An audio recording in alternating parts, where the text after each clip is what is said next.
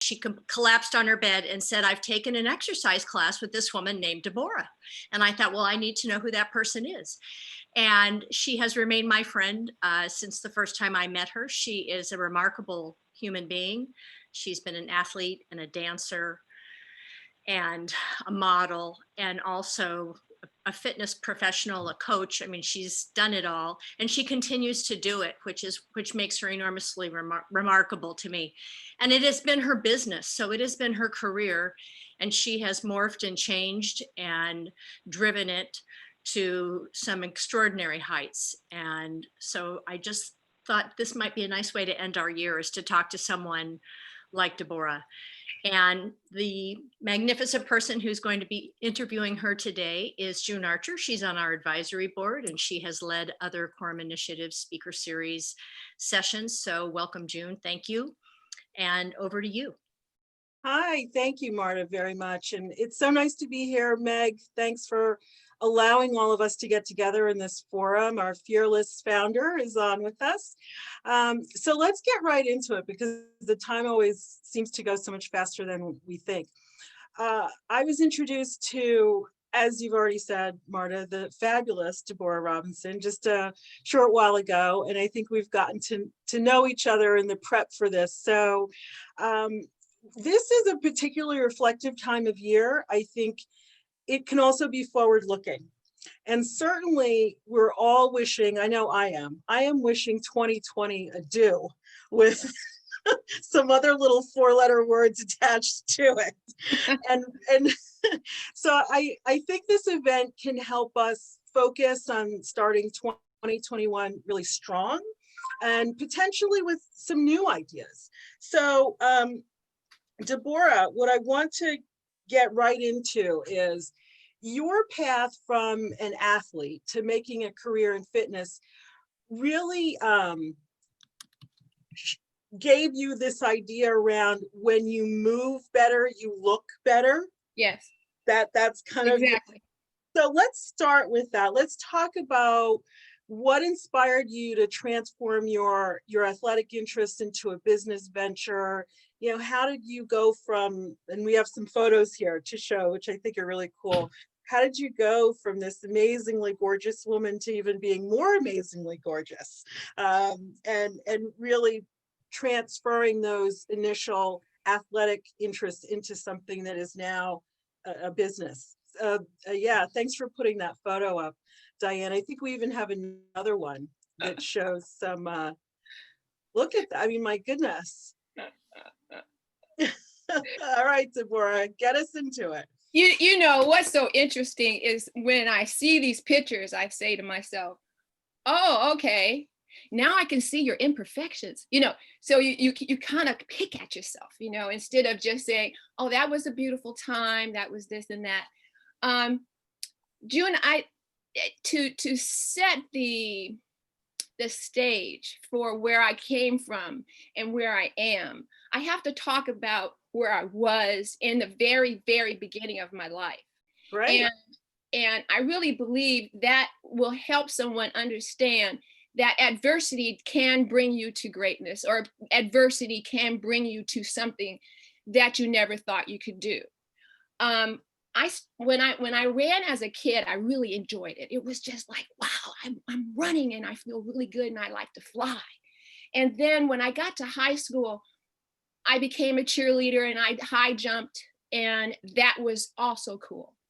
When I got to college, I had to find a minor to supplement physical education that I was majoring in, and I found dance.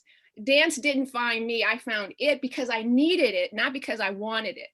I did not start dancing as a child. I started dancing when I was already in my 20s. So our society says you're supposed to start dancing when you're young so you can dance when you're, you know, as you continue to go through life. That was not my story. So you broke a bit of the mold there. Yeah, but again, it's back to the adversity and not listening to our society telling us who we should be. We have to decide ourselves who that person is. And if you want to do it, you do it. But I did it out of need, and I began to enjoy it. Okay. So you did it out of need. You were able to supplement what you needed in terms of getting your degree. Right. And you so that's good. And you were already involved in athletics and dancing. Mhm. And then what happened? So you get out of college and then what? Well, I transferred because I danced. I wanted I wanted to have something else other than dance, because if you hurt yourself, you don't have anywhere to go. So I needed to figure this out. So I decided, oh, you know what? It might be a good idea to go to UCLA. Okay, can I go to UCLA? Let me think about that. I'm living in Detroit, Michigan, danced in Detroit. And then I auditioned for UCLA master's program, made the master's program. That's how I got to Los Angeles, California. So you made their master's program in dance. In dance, not athletics. It Okay. was all dance, because my athletic life stopped at Wayne State University because I high jumped there with a private coach. And then the dance just took over, because high jumping, because I could still leap, I could jump, I could be graceful, I can do all that in dance. And I said, that's better, because I can be graceful. I can't be graceful going over a bar. So when you left Detroit, you left being a cheerleader. Weren't you a cheerleader for the Detroit Pistons? Okay, let me share my Detroit Pistons experience. Okay, June. Quickly. You know the story. You know the picture that you saw first with Yeah. me with my afro during those years. Yeah. That picture was taken in the audition of the Pistons cheerleading audition, and I was on the front page of a newspaper. How that happened, I'm not sure, because there was a lot of women there, but I was the one. Anyway. Okay. That was the first year that the Detroit Pistons had a cheerleading Squad. team. Yeah. And they were so very disorganized. You guys are going to just kick me for this. That I only lasted 3 months. I did not continue the whole year because I was so bored with them being so not together that year. I just decided playing semi-pro football would be better. So so I played some football for a very short time. So you did that. You get to California. You're in this master's program. You're dancing. You're beautiful. Life is happening. Now what? I needed money. Oh, minor detail. So someone said, well, why don't you teach aerobics? I go, what's aerobics? I said, that's interesting, aerobics. So I went and I auditioned at this place, Exercise Expert. Do you ever remember that, Marta? Yeah, Exercise Expert. I went there, auditioned, and then I became an instructor. So I started there, went to another place called Great Shape, teaching aerobics, went from there to another place. And that's where I really came to myself. It was called Main Street Exercise and Dance Studio, the one that Marta speaks of. I went there, I taught there, and then there was a scout from the Jane Fonda studio. Aha. I ended up doing the Jane Fonda. I was a Fonderette. Well, I think you were more than a Fonderette, so let's not downplay this. So okay, well, yeah, what else happened? I was Jane Fonda, worked for Jane Fonda, I'm on 2 of her videos, and I did oh my God, it's so cool. I did what do you call it? A commercial for non-motorized treadmills with Jane. And I remember being stopped in the mall and someone saying, do you use that treadmill? No, I don't use a treadmill, but it's a real good treadmill. And so from there, was that what opened your mind to this fitness addiction that you have really being something that you could transform into a business? Okay, let me go there. When I taught big classes, because they were big classes where I could not see people. I could walk around the room because I wasn't the instructor that stayed in the front of the room. I walked around the room and I coached. Because people were because of the dance background, people had very unsafe movement patterns. They were throwing themselves around, flailing, whatever. And I would turn off the music and said, let's just stop for a second. Because this right here is dangerous. The way that you're throwing yourselves around, the way that you are not controlling your bodies, you can hurt yourself, and we don't want to do that. So when you broke that wall, I mean, you really did, because most instructors stay in the front of the room and they don't break the wall and get involved with the You're class. absolutely right. Mm-hmm. What was the interaction you had with your students? Because it's very different. And I'm told that you had people like outside your classes, you know, pressed up against trying to get in. So clearly you were creating some very different experience that was touching people in a very different way. I believe, again, we'll go back to the dance background. The dance teachers didn't dance in front of the room. They said padishah, padishah, tandu, tandu, and they walked around the room and they coached. I think I learned it from them. And I had an incredible front row. I would demo 8 points, eight steps, 8 movements, 8 counts. My front row had it. So that allowed me to walk away and have the class. People that came to the class knew that was the story. They weren't there necessarily to see me perform. They were there to get their need for exercise. Were there any other names in your classes that we might June. recognize? Any starlets? Oh, June. Man, you go there? You go there? Just for fun. Just for okay, fun. We'll just do one thing. Okay, one of my classes, I was honored. This was an honor to have Goldie Hawn and Kurt Russell and Carl Rithers in the same class. It was out. Carl would scream from the back room, and Goldie was just having the best time, and Kurt was just kind of in the middle, you know. It was a great time for all of us because we saw them work just as hard as we did. Yeah. So let's pick up on what you did differently. So now you've brought 2 things together: your dance, your innate physical ability, and now you're out there really teaching and building a business, right? Right. And that's not easy to do. So did you have some challenges along the way as well? I seem to remember that you had some major physical things happen to you. Oh yeah. I've had 5 meniscus surgeries. That's my knees. I have 5 knee surgeries. I've had 2 foot surgeries, and one of those surgeries I had to wear an external fixator. What that is something that sits outside your foot, and it goes across your metatarsal to hold your foot in place. And I worked with that. I walked around client to client, driving all around LA with that on my right foot. So why would you do that? Why would you? No, seriously, you know, why do you keep going? Why do you care? Why do you keep going? You know, beyond it being a business, what is it that drives you?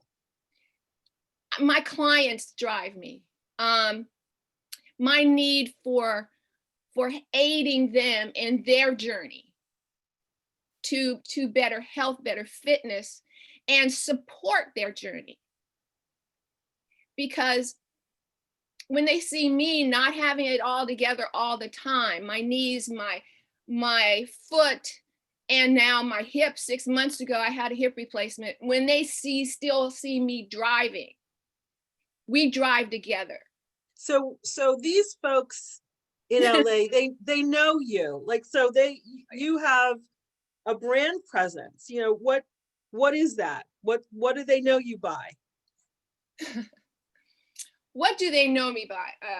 Oh, well, grace with an edge. Grace with an edge. Because okay. I have an edge to myself. Mm-hmm. When I turned off the music in my class, that was my edge. Nice. We need to do this better. So each one of my clients know I have an edge. I interview. I say, some days I may not be so flowers. Flowers may not exist all the time. But what I can tell you, what will exist is my best. I will give you my best to help redirect, to help you through that journey, and to give you a safe place to be yourself. Perfect segue.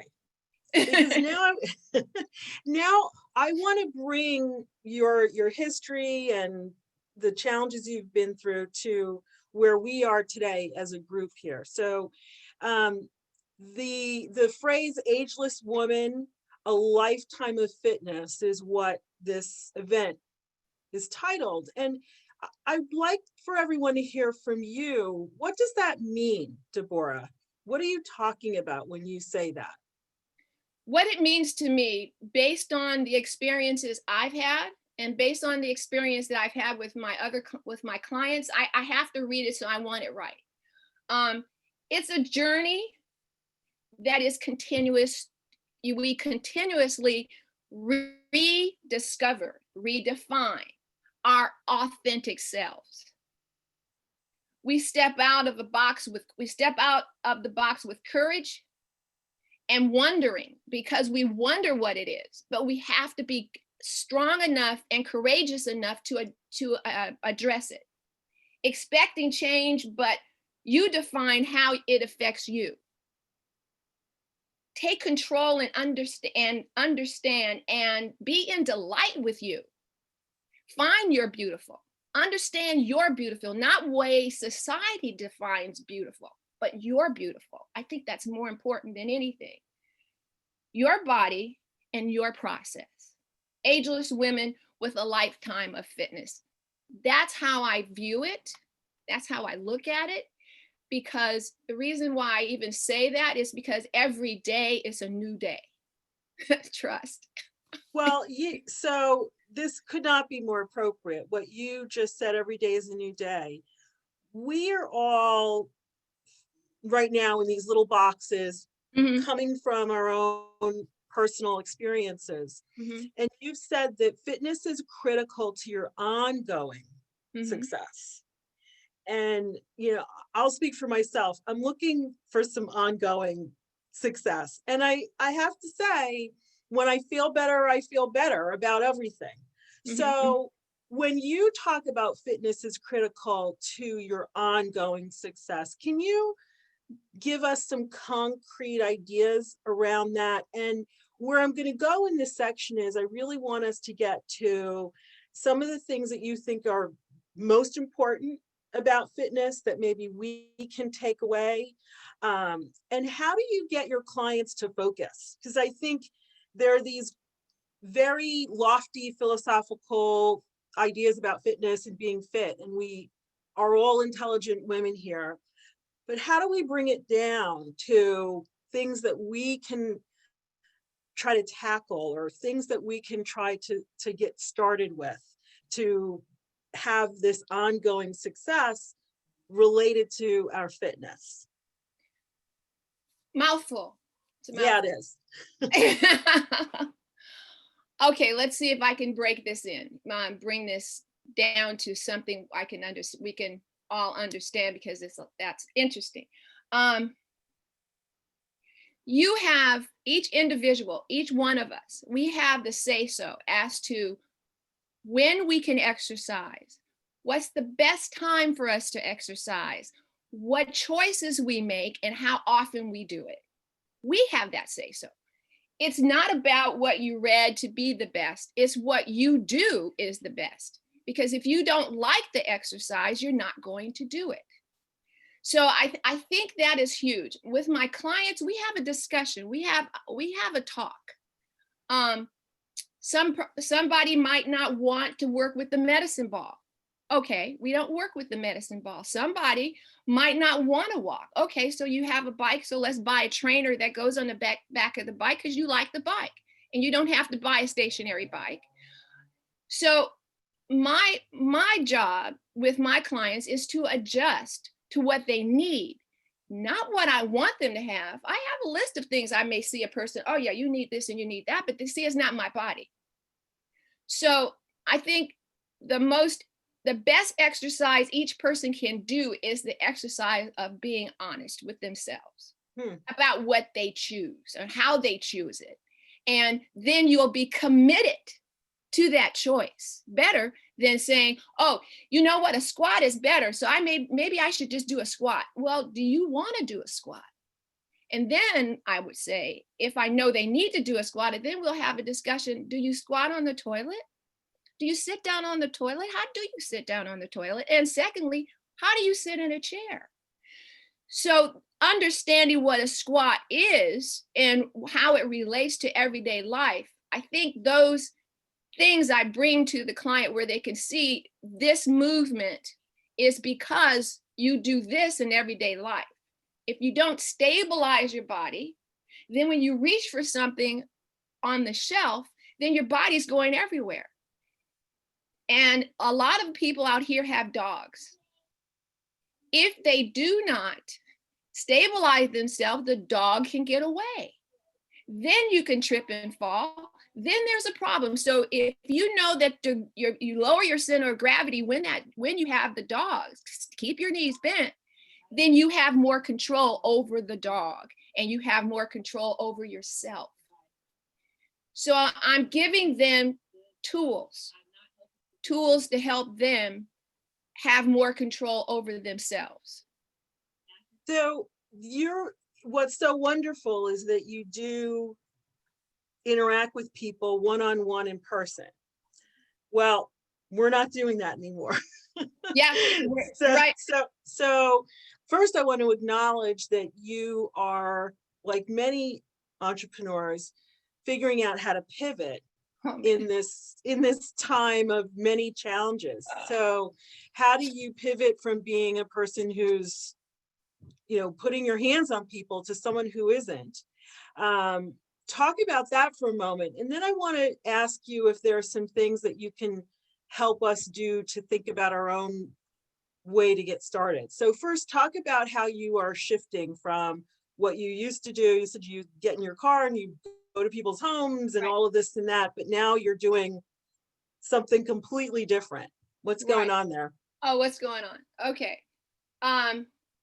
As June is saying, I have always been traveling house to house. I did that for, 30 years or so. And now the pandemic hit and it has thrown me for a loop. I have to say, it was not, oh, okay, here we go. Let's do something different. No, it wasn't like that because I needed the energy too. The people I come in contact, they have energy, I have energy, and then it was a wonderful interaction. How am I going to do that when I am not so online savvy? When my daughter does work for Verizon, and that's a good thing. But for me to talk to you, I can't feel you as well as I would if I was in person. So I went online with some of my clients. I have 3 clients that I do online. And here lately, I go to their house one day a week and I stand I'll stand outside their garage. And I'd coach them from afar, not going into their garage. And we both have masks on. Wow. Because their family members are more comfortable with me standing away, but I can instruct. So we still have the energy because a lot of the clients that I see, I've been with for 20 years, for 10 years, so we know each other. Yes. Meeting someone new, it's going to be a learning experience for me. That would be a major, and I'm open for that learning experience if someone wants to partner with me on that level. But and physically, it's been tough because of my hip being having to move around. I can't move around like I used to. So I start walking around, and now 6 months out, I am now back in the gym. I'm an Olympic lifter. So I'm back in the gym. My coach call it weightlifting rehab. So excuse me. Hello. Olympic lifter. Can you tell us more about that? Well, I decided to be an Olympic lifter maybe 5 years ago, maybe 6 years ago. I'm not sure, because I was bored. again, it was a need there. So I had to do something. So I began to Olympic lift. That's the snatch, clean, and jerk, with the big bales and blah, blah, blah. So my last competition was last year, in 2019. I competed in the Masters World, and I had a great time, and I won. And it was absolutely cool. What was your weight? My total weight was over 100 pounds, 114 pounds. So yeah, I do that. So so I'm back in the gym now. You know, I call them doing baby things, but you know what? I can feel it's going to happen. I know it is. I just have to be patient. But anyway, off with me. That's enough. So what, okay, good. So what can you help us do to get started? How do you help your clients think about putting together some sort of structured fitness approach? And what are some things that you could do to tell us how to get started or create a plan? Okay, it goes back to what I said before in terms of recognizing what you need. What do you need? What do you like? What hours of the day do you have available? And then what do you have available for you to use? I think those kinds of things will get a person to think about it, because if I'm doing it for you, then you're not taking self-responsibility for what you need. And then I may ask you to do something that you don't like. And then you may do it once or twice, but you're not going to continue to do it. So how do we figure out, so if there are some people who aren't, you know, not everyone is an Olympic lifter, a former cheerleader, a former dancer, and Jane Fonda aerobics. So how can a person get to that understanding of what it is that they need and what it is that they like? Are there some things that we can do that are self-guided, or do we need to have someone like you help us? I think you need guidance. Okay. I think you need direction to help you figure it out if you are just lost. I'll just give you for example, I get a client, we have a discussion about what they want to do. One client, I remember, she said, well, I just want all this gone. I go, what is this? It can help me understand what you are talking about. And so 4 years later, she's stronger, she's blah, blah, blah, blah, blah. And she still has 20 pounds to lose. She did lose 40 pounds, but she lost it because of her nutrition, and because her nutritionist sent her to a cardiologist. And the cardiologist and the nutritionist gave her direction as to what to eat based on her blood panel. I do not believe that we as fitness professionals, I have 8 certifications, you know, but I am not a nutritionist. I am not a physical therapist. If you have pain, you go to the physical therapist. I know my boundary of expertise, and that's where I stay. I don't cross that boundary. So in terms of what you're asking, when people want to start something, definitely start simple. Has to be simple and attainable.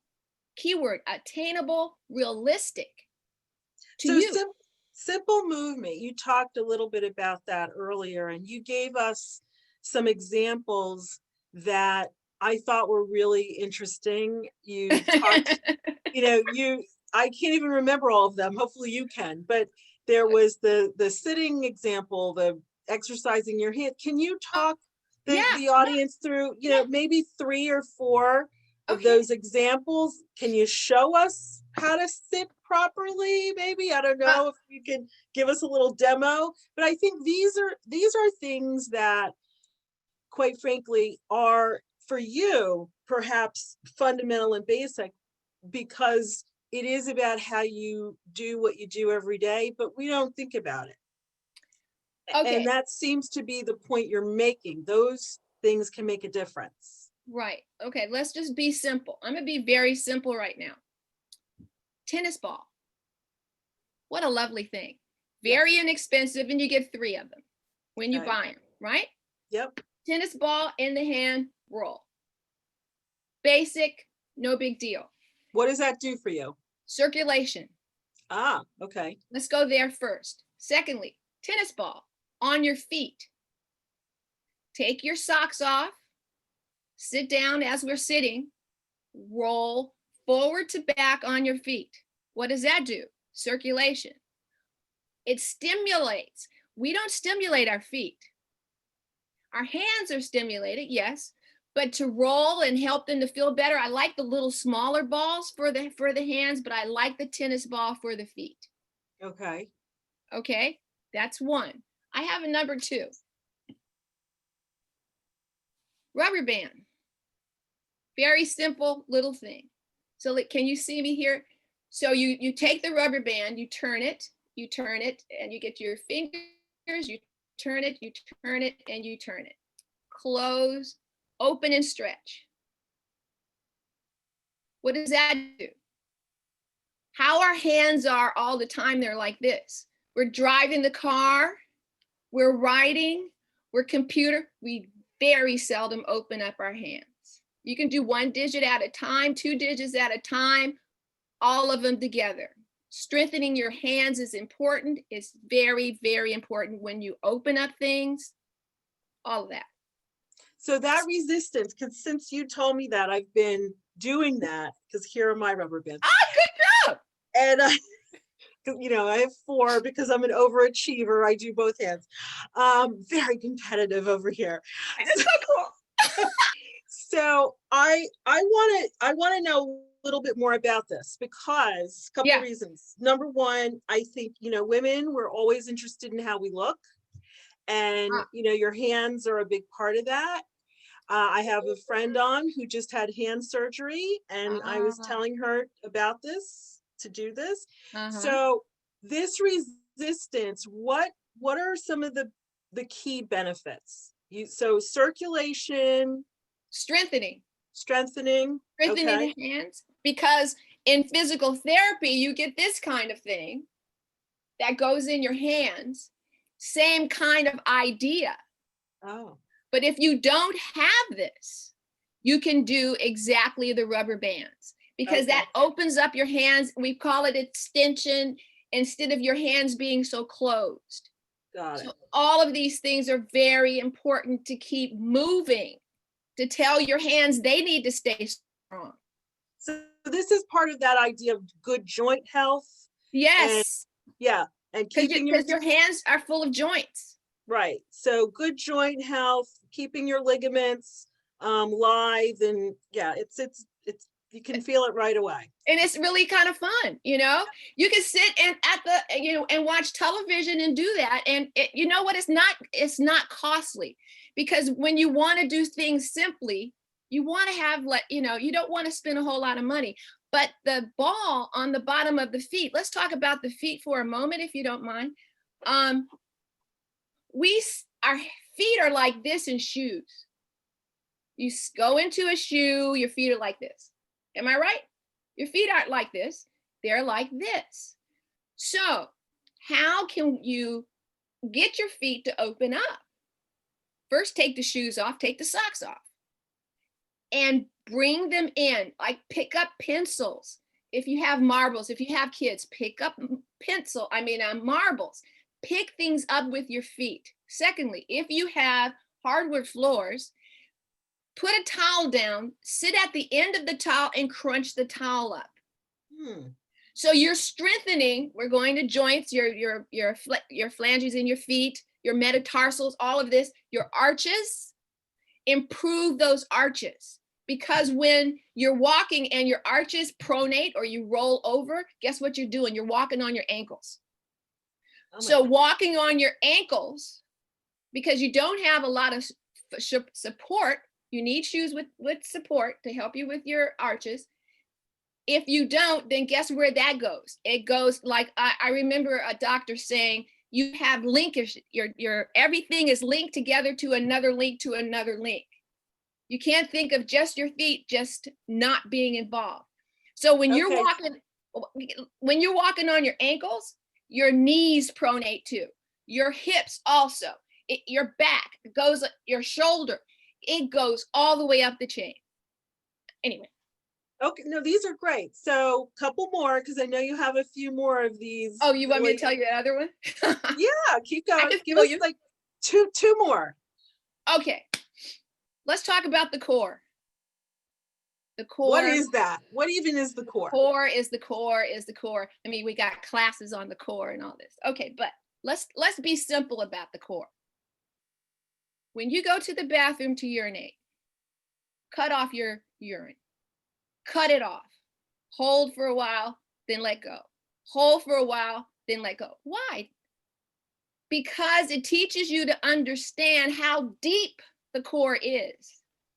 The core isn't, it isn't the visual that we see, these lean people with all the squares. That's not the story. The story is deeper than that, because you need the core to be strong, because you need to stabilize your pelvis. If your pelvis begins to rock, again, it goes all the way down the chain to your knees, to your ankles, and to your back. So that's the core. That's the way you begin to get your mind into what the core does to help you stay up. Can I get one more, June? Sure, we're gonna need time for questions, so make Okay, it a shorty. This is real short. Okay, when you're talking about posture and falling, okay, let's address those two things. Okay, gravity can be for us and it can be against us. When you lean forward when you walk, what's going to happen? Think about that. The gravity is pulling you forward, right? Exactly. So all you got to do is trip and it's down. Okay, so how do you work with that? Let's think about the shoulders first. So the shoulders, put your hands on your thighs and just circle your shoulders around. Circle them around, June. All the way around. There we go. All the way around. Now we're going to go up with the shoulders and down. Yes, that's beautiful. Now one more time, up and then down. Now with the breath, inhale up, exhale down. Okay, just to make it short and sweet. This posture that you have now is how you walk. So when you walk, breathe in, shoulders down, and walk. Instead of rounding over. And yes, I got one thing to say about posture, please. Allow me this. Pet peeve. We all got pet peeve, right? When you're in the grocery store and you see people leaning on the grocery cart. Oh, yeah. Yes, you see them, right? You see them. Everybody sees them. I don't go out anymore, but I used to. But when you did, and when you do, what are you telling your brain? You're telling your brain that the body can't stand up. Okay. So you begin to lose your posture. We just talked about that, with the shoulders down, with the chest up, and the breathing. So anyway. Gertrudis just said she's one of those people who does that. And so does Diane. So you're hitting these ladies, you're hitting them where they live. We love it.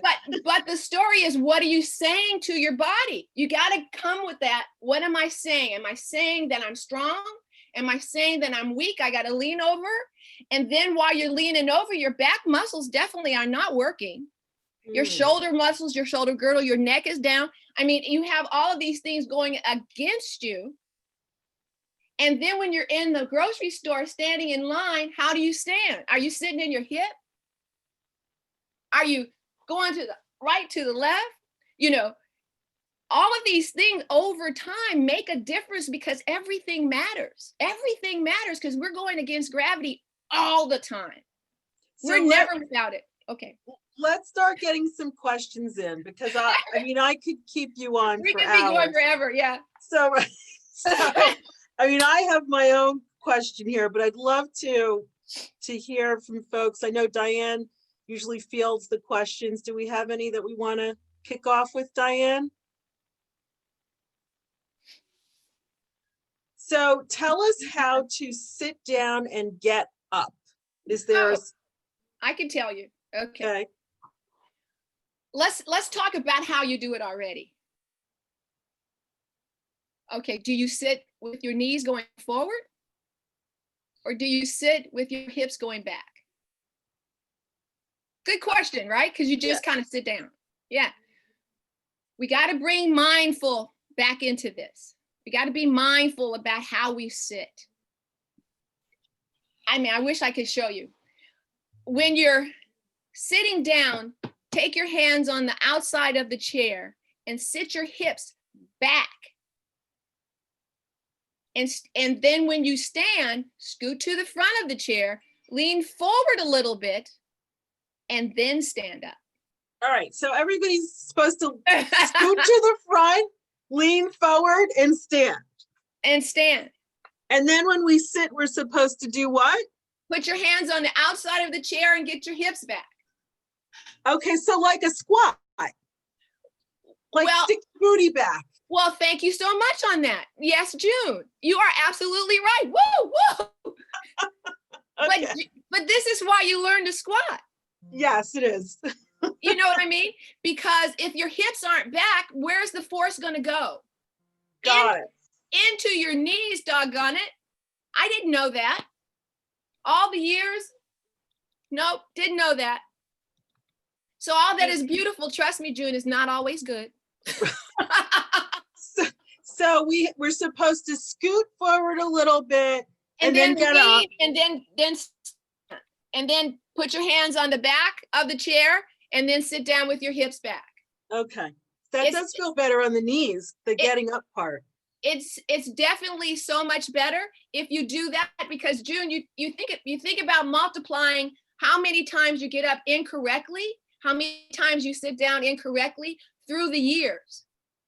Not just now, but through the years. So we have a question about how to get in and out of the car. Oh, let's talk about that.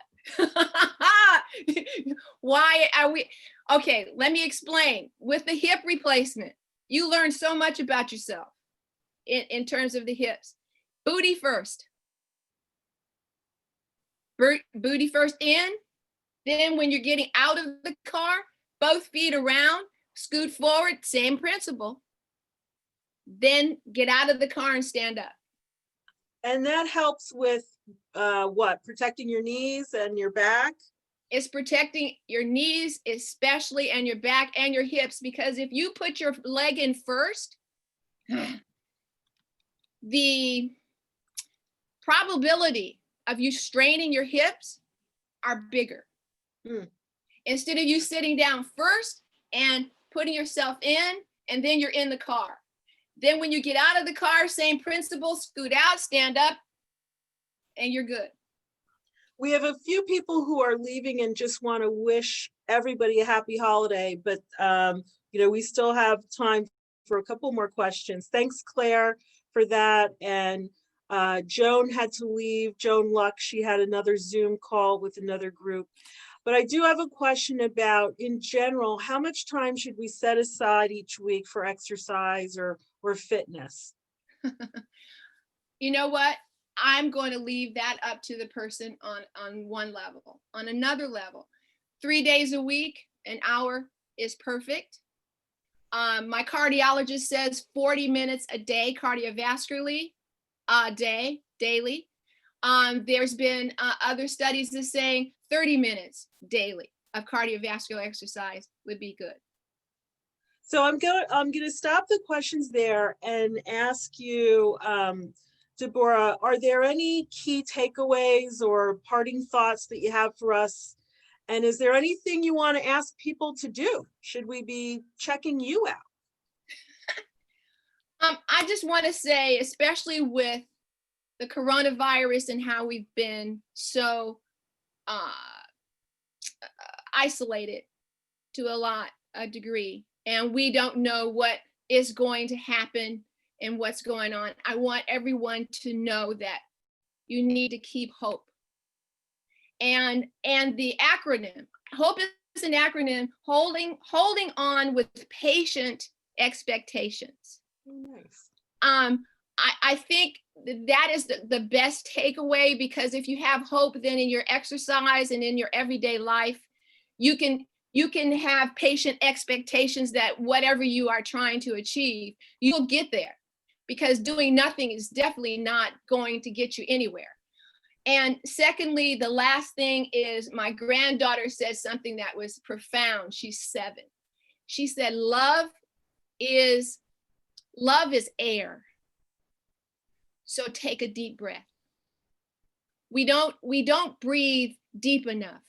We don't allow ourselves to inhale and then exhale. So I think that's the best takeaways that I can give, because I think there's something to think about, because that transfers into everyday part of your life. How do we find you, or how do we get in touch with you if we want some personal coaching or help with our own fitness programs? You would email me, and here's my email address is dr_fitness@msn.com, and just tell me what you need and I'll get back to you. Fantastic. Well, it's been my pleasure getting to know you, and you're going to be hearing from me. Yay! So I'm just warning you. It's all good. And Diane promises that she will include your information in the follow-up. So I'm going to throw it over to Meg to bring us home. Thanks so much, June. Can everyone hear me? Yes. Deborah, Deborah, thank you so much for all of these like amazing tips and actually concepts. In the first part of the discussion, I was fascinated by you made a comment about being delight in yourself, and that really hit me hard, quite profoundly, in the sense that I feel like we don't take the time to do that almost ever. And so that was such a beautiful notion. So thanks for sharing that with us, along with these fantastic everyday tips, which are so tangible and fabulous and doable. So really appreciate that. And June, thanks so much for such amazing facilitation for all of us. We're so grateful. One of the things I was thinking about for myself, and I put in the chat, was you know, I find it hard when I say it's about going to the gym to want to go to the gym or the workout, the notion of workout. But I loved so much, Deborah, that you talk so much about dance as such an interesting element. And I think that's such a fascinating, approachable way to consider moving and movement and being active, and even changing your spirit in the moment, or the changes your mindset or whatever. So thank you for reminding us all of the importance of that, because I think that's really amazing, and it's an amazing gift as we head into this crazy holiday season. And I wanted to thank you also for your message about hope, because Lord knows we need it at the moment. And this week is a hopeful week, I like to think, for all of us as we embark on hopefully attacking this crazy pandemic that we're all living in. The notion of patience seems like just a must, you know, because everyone's so impatient, but that's a must. So perhaps if we incorporate a little more dance, we do some of these really fabulous little exercises that are so doable every day, and we delight in ourselves a little bit more. 2021 is going to be a winner, you know? Yes. What do you think? I agree. Absolutely. So Absolutely. thank you so much for that. So to the quorum community, you know, we always talk about actions we can take. I hope, because there were so many great little nuggets there, that you walked away with something that inspired you. I just shared what inspired me. I'm going to take that seriously as part of my 2021 plan. We have some just terrific content coming up for the members. We have a session on Thursday for the community to really connect in a cohort. So if you haven't made the cohort meetings but can make Thursday evening, please do so. Diane has all that information if you need it. We also have some amazing programming coming up in January and February. We had 2 speakers who had to change schedules, so that we're going to be speaking with them in the new year. And that is Najwa Atiga and Jay Newton Small, both who will be amazing, and you'll love to hear that. And I'm really excited that we're kicking off the year with 2 of our own members, Yvette Pena and Ellen Hunt, who are going to talk about sort of what they learned in 2020 and what they're taking new into 2021. So I think that that's really exciting, and they're, if you all haven't had a chance to meet them, you will really enjoy your time exchanging with them. So that's what's happening soon. Would love to have you join us in that endeavor. And I really want to end on saying to all of you that I wish you the most amazing holiday time in such a complex moment. This is such a strange time, but I'm feeling very grateful for the fact that we're all still together as a community and have the opportunities to connect. And I feel very grateful for my health, which I'm sure most of you feel the same. And I really feel grateful for what I hope 2021 will bring for us, and the ability to sort of take what's happened to us and imagine a new way forward in 2021. So I'm really inspired by that. I hope you are too. And I wish you all just a heartfelt, amazing holiday season. I wish I could hug you, because I really would like to do that, but I'm going to do it virtually. Send you big kisses, and wishing you an amazing end of your year. So be well, take care of yourselves. And I actually look forward, perhaps 2021, we might actually see each other physically. Do you think that could really be a thing? So, let's hope. Otherwise, I look forward to seeing you virtually. Be well, everybody. Take care. Yeah. June, Deborah, thank you so much.